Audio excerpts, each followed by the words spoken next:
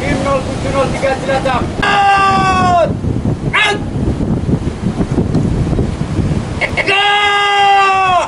Out!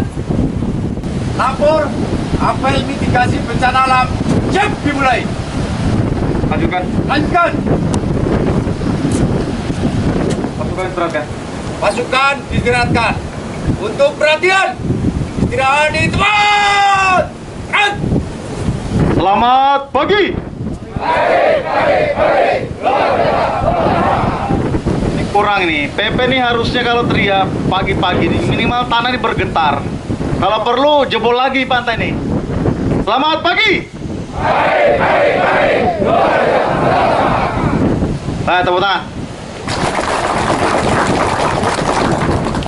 Hari ini tanggal 14 September 2022 kita kumpul bersama. Kita menyatukan visi dan misi.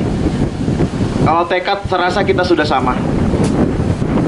Orang itu menjadi perfeksionis, idealisme itu harus dipelihara. Makanya harus punya visi dan misi. Hari ini kita kembalikan lagi visi misi kita, bahwa tidak ada kata lain. Kita harus menjaga alam, menjaga bumi Indonesia, agar alam dan bumi ini juga merawat kita dan menjaga kita. Setuju? Nah, ini saya pinjam sedikit kutipan dari apa yang disampaikan Letnan Jenderal TNI Purnawirawan Doni Monardo. Jadi kita manusia itu berhutang kepada anak cucu kita. Salah satu hutang yang paling besar itu adalah kita yang masih hidup dan sehat ini harus merawat alam dan lingkungan. Karena yang tidak bisa kita wariskan, uang dan lain-lain segala macam itu bisa ditabung di bank, mobil, rumah ada. Tapi kalau alam sudah rusak, maka tidak ada lagi yang bisa diwariskan kepada anak cucu kita.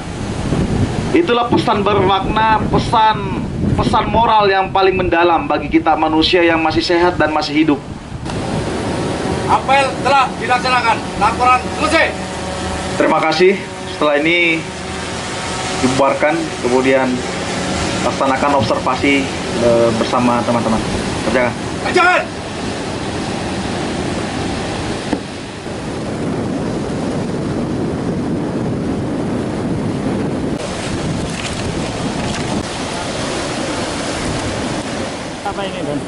Ya baik, selamat pagi rekan-rekan media.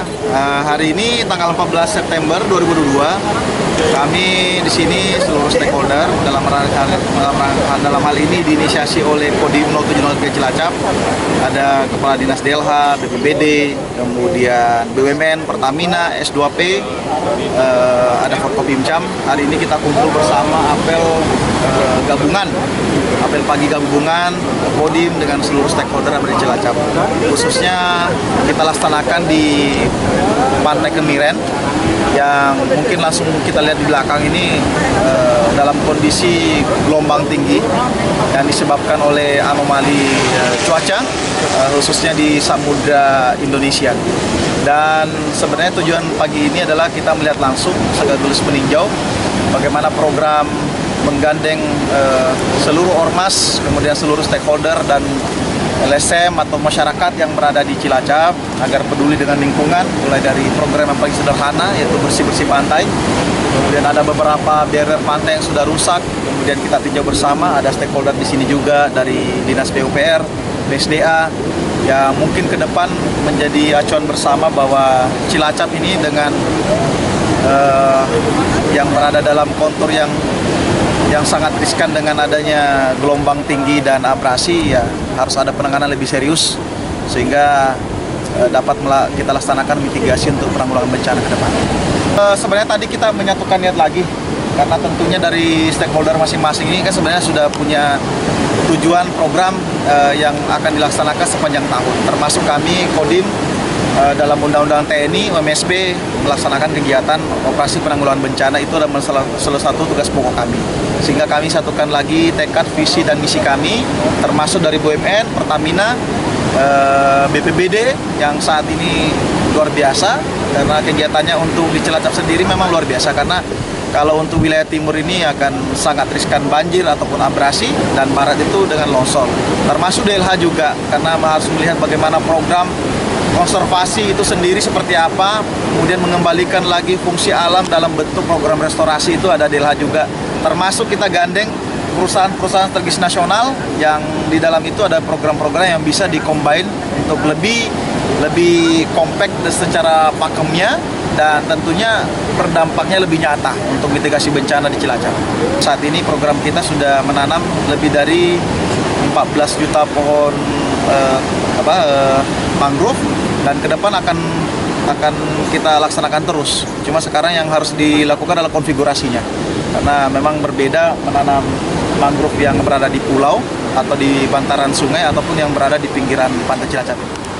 Ya, untuk wilayah pantai Cilacap hampir sepanjang 55 km dari mulai areal 70 sampai dengan Jetis itu semua dalam kondisi kritis, terancam dengan abrasi. Terutama pada bulan-bulan yang seperti ini setiap tahun pasti akan ada terjadi gelombang tinggi. Dan selama itu juga belum pernah kita mampu menyelesaikan ancaman ini. Dari PSDA, dalam hal ini BPSSO, itu sudah melakukan kajian dan mungkin terakhir ketika kita terjadi kerusakan di Lengkong, sudah disampaikan bahwa detail engineering detailnya untuk sepanjang pantai itu sudah jadi. Kita berharap bahwa program itu untuk segera dilaksanakan. Kalau tidak, kami yang di lapangan ini yang keteter karena masyarakat merasa sangat khawatir terancam. Terancam bukan yang hanya sekedar ini saja, tetapi kita menghadapi ancaman tsunami dengan potensi dari kegempaan 8,8 skala Richter. Ini menjadi satu ancaman yang tidak bisa kita abaikan karena kita memiliki 370.000 jiwa yang terancam. Jadi kalau tidak segera dilaksanakan, ancaman itu bisa setiap saat terjadi. Kita berharap ketika itu nanti sudah segera dilaksanakan, walaupun tidak secara keseluruhan, tetapi secara bertahap. Hendaknya dari pemerintah pusat ini segera merespon apa yang kami harapkan. Suara ini saya sampaikan karena masyarakat berharap seperti itu.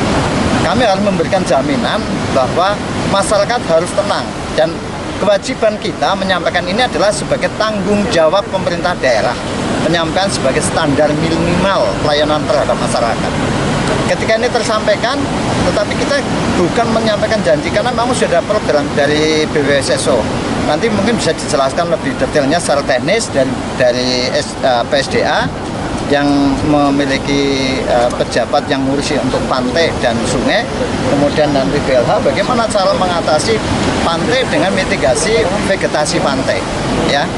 Jadi penanaman yang sekarang ini menggunakan tanaman cemara laut ini kita lihat bahwa ternyata nggak mampu menahan. Jadi perlu ada metode baru atau mungkin yang kalau Bu Murni itu kepala BLH harus ada penanaman untuk pioneer ya, dengan penanaman menggunakan pandan. Nanti beliau yang akan lebih jelas. Tapi kami BPBD berharap ya untuk memberikan jaminan rasa aman terhadap masyarakat. Itu segeralah dari pemerintah pusat untuk memberikan respon cepat. Saya terima kasih terhadap TNI karena TNI tidak hanya sekedar melindungi tanah tumpah darah, tapi ketika tanah ini hilang terabrasi, apa yang mau kita lindungi? Kita tidak ingin. Tadi disampaikan bahwa kita berhutang, maka kita harus segera menjaga. Hari ini atau kita akan semakin terlambat. Semoga kami semuanya yang hari ini masih melaksanakan tugas akan mendapatkan kekuatan karena Allah SWT. Terima kasih. Ya, Pantai Cilacap garis pantainya sepanjang 215 km yang saat ini terancam oleh dampak abrasi. Abrasi ini adalah fenomena alam yang disebabkan gelombang pasang, gelombang yang tinggi, kemudian erosi pantai, di mana mengakibatkan kerusakan-kerusakan di bibir pantai. Daratan atau pesisir pantai, bibir pantai yang terkikis mengakibatkan kegiatan masyarakat yang ada di sepanjang pantai ini akan terancam. Upaya yang dilakukan pemerintah baik secara sipil teknis maupun vegetasi diupayakan sesuai kewenangan masing-masing. Upaya pemerintah dalam menguatkan membangun tanggul-tanggul saat ini sedang diupayakan melalui BPWS Seraya Opak, nanti akan dijelaskan secara teknis oleh PSDA. Kemudian secara vegetasi ataupun penguatan pemberdayaan masyarakat saat ini pemerintah Kabupaten Cilacap, dalam hal ini Dinas Lingkungan Hidup bersama dengan kecamatan, didukung dari perusahaan yang ada di Cilacap, bersama-sama memberikan edukasi kepada masyarakat, terutama masyarakat yang berupaya di wilayah pesisir seperti pedagang, kemudian masyarakat yang mempunyai usaha di pantai ini untuk bersama-sama menjaga lingkungan dengan masyarakat-masyarakat di sekitar pesisir, di mana permasalahan sampah ini menjadi utama, akan meningkatkan abrasi juga. Sampah yang terbuang sembarangan kemudian masuk ke muara pantai ini juga akan menjadi mengakibatkan dampak yang tentunya akan meningkatkan dari abrasi ini. Ke depan mau melibatkan anak-anak SMA atau sekolah? Ya, dalam pemberdayaan masyarakat dalam hal ini kami mengikut sertakan organisasi masyarakat, pramuka, kemudian anak-anak sekolah untuk bersama-sama melakukan penanaman di sepanjang bibir pantai. Tentunya ada zona-zona khusus setelah nanti ada tanggul, tentunya di depan tanggul itu yang nanti harus kita tanam agar tidak sia-sia manakala terjadi pembangunan tanggul, tanaman yang sudah kita tanami tidak akan habis tertebang. Dan kami terima kasih disupport oleh pemerintah, perusahaan dalam hal ini Pertamina, S2P dan perusahaan-perusahaan lain yang mendukung program-program peningkatan kapasitas pemberdayaan masyarakat, khususnya dalam penanganan penanaman dengan vegetasi yang direkomendasikan.